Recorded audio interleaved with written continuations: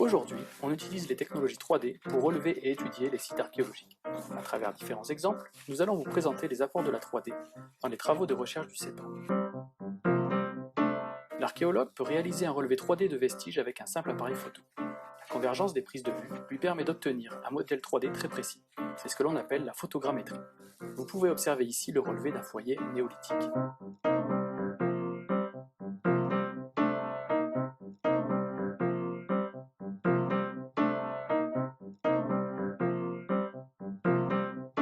Sur le site paléolithique des Prés de l'Ordre de Verdon, les archéologues ont fait la découverte exceptionnelle d'une concentration de 11 petites pointes en silex, distribuées de part et d'autre d'un élément en os. Le relevé 3D et l'étude de chacun des éléments ont permis aux chercheurs de reconstituer le plus ancien témoignage d'une arme de chasse composite. On peut réaliser des relevés en 3D à partir de prises de vue, mais on peut également travailler avec un scanner laser. Cet équipement nous permet de numériser de grands ensembles complexes, comme par exemple le monastère Saint-Honorat sur l'île de Lérins. Il offre l'avantage, grâce à son laser longue portée, de pouvoir nous fournir des données métriques très précises à des endroits particulièrement inaccessibles, comme par exemple la voûte de l'église. On se sert également du scanner laser en préhistoire pour relever des cavités comme par exemple ici, la grotte Bianchi, sur la commune de la Colle-sur-Lot. L'archéologue a combiné relevé par laser et relevé par photogrammétrie afin d'obtenir un relevé très précis des peintures à l'encre rouge qui ornent la paroi.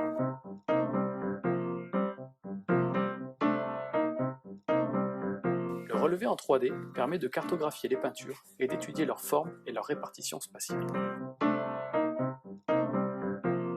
De la même manière, nous avons relevé l'église de Monte Grazia en Italie afin d'étudier les inscriptions présentes sur les peintures murales datant du XVe siècle. La réalité virtuelle replace dans le contexte le spectateur. Cette mise en situation permet de mieux appréhender la visibilité des fresques et la lisibilité des textes en fonction de leur position dans l'édifice et des conditions d'éclairage. Pour finir, nous allons totalement changer d'échelle et voir quelles possibilités offre la numérisation des artefacts découverts au cours de la fouille. Pour la numérisation du petit mobilier, nous utilisons un scanner à très haute résolution afin de pouvoir observer les objets dans leurs moindres détails. Nous avons numérisé l'ensemble des fragments de céramique découverts sur le site néolithique de Pandimo. Cela représente plusieurs milliers de tessons.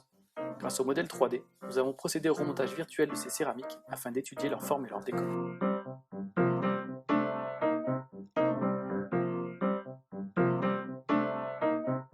À partir de modèles 3D, de talus de Caprinet, on extrait des points de référence représentatifs de la morphologie de l'animal. Le traitement statistique de ces points de référence nous permet de distinguer les différentes espèces présentes sur les sites archéologiques.